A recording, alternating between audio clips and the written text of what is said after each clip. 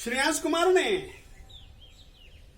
जो कि राज महल में था, जाति स्मरण ज्ञान हुआ और जाति स्मरण ज्ञान से मुनियों को किस तरीके से आहार दिया जाता है, वो पूरी की पूरी पद्धति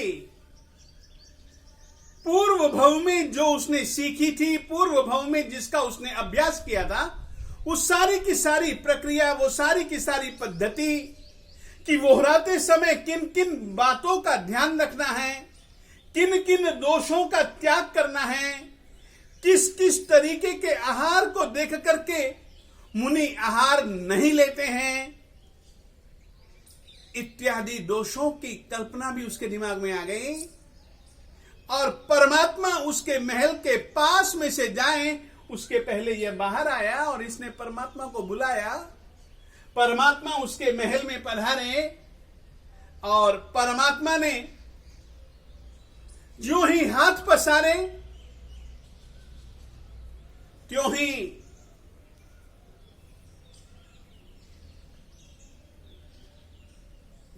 श्रेयांश कुमार ने कलश उठाया, परमात्मा ने हाथ पसारे और ठीक इस रीति से उसने परमात्मा को देना चालू किया। एक अपने दिल में सवाल पैदा हो सकता है, 108 गड़े लगातार देता रहा, लगातार देता रहा, लगातार देता रहा और परमात्मा ने पीते रहे। परमात्मा ने अपने दोनों हाथ अपने श्रीमुख के सामने लगा लिए और पीते रहे, पीते रहे, पीते रहे, पीते रहे, एक बूंद भी नीचे नहीं गिरी।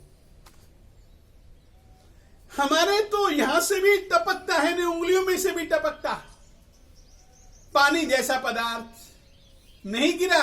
एक कारण है, तीर्थंकर परमात्मा के पास में एक लब्धि होती है, जिस लब्धि के कारण से परमात्मा के हाथ में चाहे जितना मर्जी आप दीजिए, कभी भी कोई चीज गिर नहीं सकती। बल्कि यह जो इक्षुरस दे रहा है, परमात्मा तो धीरे धीरे पी रहे हैं, परंतु इक्षुरस वैसे ही बनता गया, शिखर शिखर शिखर शिखर की तरह, जैसे कि पर्वत के ऊपर एक शिखर बनता, उसी ही तरीके से इक्षुरस एक शिखर के रूप में बन गया और परमात्मा बहुत शांति से पारना कर गए।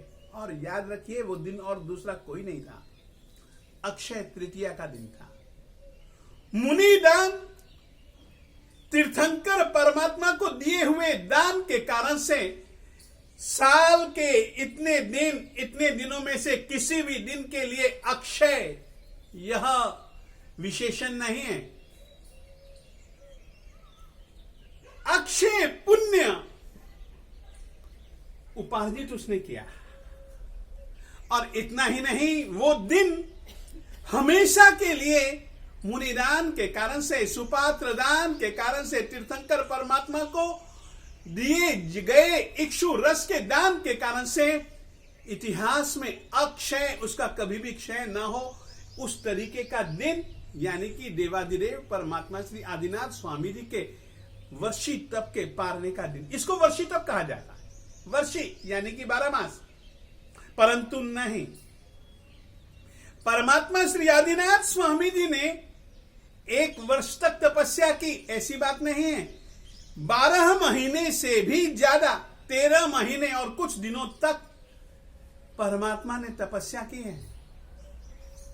और आज की तारीख में जो हम वर्षी तप करते हैं और जो परमात्मा ने वर्षी तप किया था, उसमें एक भिन्नता। हम जो करते हैं, 1 दिन उपवास, या कभी कभी हुआ 2 दिन कर लिया, कभी कभी 3 दिन भी अष्टम से भी करने वाले हैं, मना नहीं करता हूं, परंतु परमात्मा ने अखंड रूप से 13 महीने से ज्यादा दिनों तक उपवास किया था। और वो उपवास मात्र आत्मचिंतन, मात्र आत्मध्यान में रहते हुए किया था। इस तरीके की आप लोगों से मैं कहना चाहता हूं, ठीक है, आप चाहे घर में पारना करें, जरूर करें। आपने जो वर्षी तप की आराधना की है, उसकी हम भूरी भूरी अनुमोदना करते हैं।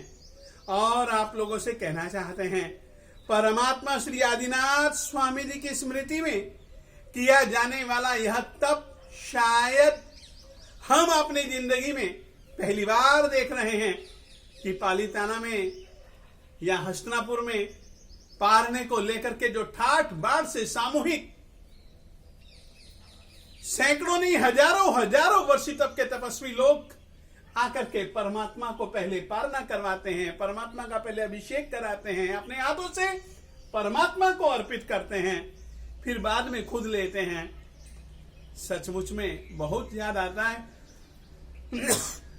मुझे सौभाग्य मिला है, हस्तिनापुर में भी अक्षय तृतीया के दिन कभी रहा हुआ हूं, और इसी ही रीति से पालीताना में भी अक्षय तृतीया के दिन रहा हुआ हूं। आज उस पल को याद करते हुए आप लोगों से भी कहना चाहता हूं, खूब उल्लास उमंग से तपस्या का भाव भी वर्धमान बढ़ता रहे, बढ़ता रहे, बढ़ता रहे।